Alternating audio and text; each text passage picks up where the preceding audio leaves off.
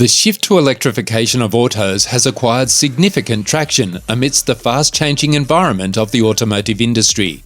While most automakers are concentrating their efforts largely on the development of electric vehicles, the CEO of Toyota, Koji Sato, has a different vision. He wants the company to make more than just electric vehicles, emphasizing a more holistic approach that takes into account a variety of environmentally friendly technology and solutions. So, what are Toyota's plans for the future? And what does Toyota CEO mean by the company wanting to make more than just EVs? When Japan recently played host to the leaders of the G7, the top auto executives from Japan created a united front to give a familiar message.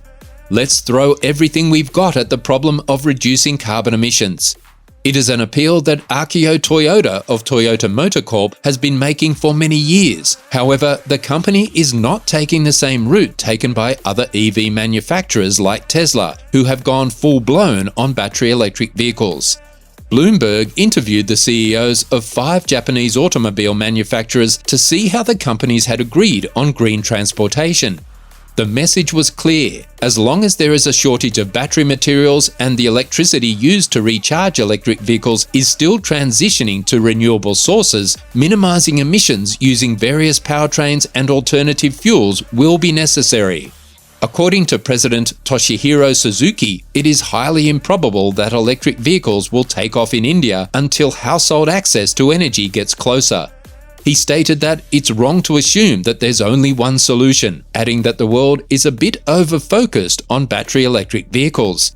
However, it's not like Japanese automakers want to take an easy solution or like to go the effortless way. The CEO of Honda Motor Company was the most optimistic about electric vehicles, which is not surprising considering the company's recent actions. In March, the automaker officially began constructing a new lithium-ion battery plant in rural Ohio for $4.4 billion. It has formed strategic alliances with General Motors Company and Sony Group Corporation on electric vehicles.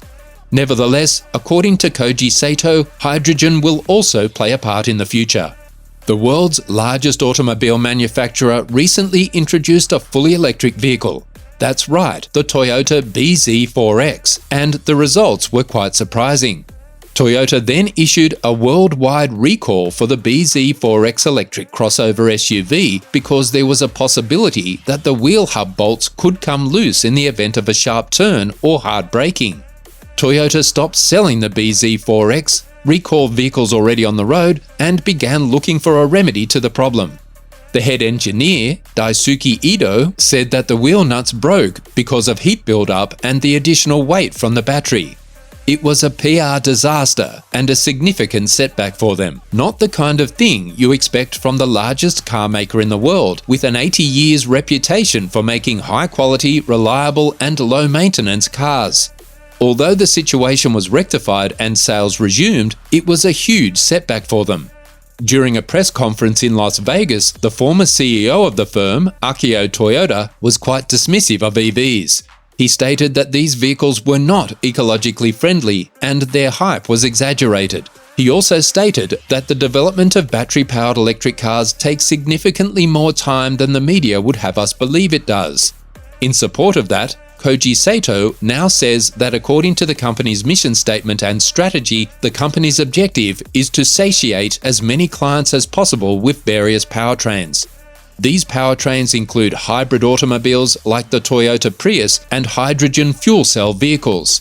Koji Sato also said that Toyota will wait a little longer until they have a better idea of the market's direction before deciding what they will focus on, because they want to give everyone a choice. Toyota stated that EVs in countries across Africa, Southern Asia and South America have low customer appeal or awareness, and their charging infrastructure is severely underdeveloped. However, when you look at Toyota's global sales data, you wonder about the company's top 5 markets: the United States of America, China, Japan, Canada and Australia. Nations with high EV adoption rates and government transition incentives account for over 6.5 million global sales. The less developed markets only account for 1 million sales between them, which is why, when Koji Sato announced that Toyota was planning to take things easy, many people were surprised. Analysts and investors hoped this would signify a shift in Toyota's stance towards electric vehicles, and the business would finally catch up to competitors such as Tesla, Volkswagen, and Hyundai. However, that's when things started getting interesting, and it was immediately clear what the underlying cause was. These folks are the largest automobile manufacturers in the world, and you would expect that their planning horizons extend to 2050 or 100 years. However, Toyota does not plan beyond the next 5 or 10 years and instead bases its changes on feedback from the market. Toyota has a devoted client base and consistently performs highly in consumer happiness surveys. Many people don't even care that they haven't created a competitive electric vehicle for the Western world. Millions of consumers across Asia, Africa, and South America don't care about EVs. While every other automaker in the world fights to secure a supply of rare minerals like lithium, cobalt, and manganese, Toyota has decided to continue splitting its bets. So, as other legacy automakers hurry to accept losses on every electric vehicle sale, Toyota will not. And because of this, Toyota will maintain its high level of profitability. Toyota is well aware that there will always be a variety of perspectives. Some people are enthusiastic about owning an electric vehicle, while others are adamant that they won't until every gas-powered vehicle on the face of the earth has been destroyed or impounded. According to a story published by Bloomberg, Toyota is aware that many people still do not believe that EVs are the solution, and the company plans to continue selling automobiles to such people for the foreseeable future. EVs are anticipated to account for 50% of worldwide passenger car sales by 2035 and 70% by 2040. This does not mean, however, that ICE vehicles will be completely eliminated from the roads in the near future. The announcement by several nations to prohibit or phase out the sale of new ICE vehicles by a certain date could hasten the transition to EVs. For instance, the European Union has proposed that the sales of new ICE cars and vans be discontinued by 2035, and Canada has established a similar goal for the same year. Think tank reports recommended that Australia should follow suit and stop producing ICE vehicles by the year 2035 to achieve net zero emissions by the year 2050. In addition, South Korea has declared its desire to do away with ICE vehicles entirely by 2035. However, not all nations have committed to such lofty goals for their development. The United States of America has not established a federal mandate to eliminate ICE vehicles, although other states, including California, have stated their intentions to do so. China, which has the largest auto market in the world, has not announced a precise date for phasing out ICE vehicles either. Despite this, it has been projected that by 2030, EVs will account for 40% of new car sales. This makes Toyota the outcast in the race to electrification, and they aren't playing the same game as the rest of the manufacturers. However, the question of whether or not Toyota is playing the game correctly, or whether or not it is losing a significant opportunity to lead the transition to an all-electric future, is still debatable. Even though battery electric cars are in the lead, this is no longer the only method to propel a vehicle sustainably. Although the CEO of Toyota may make several errors along the way, his basic philosophy is to keep it open and let the people decide. And it's evident that a huge group of people agree that hydrogen is a better alternative.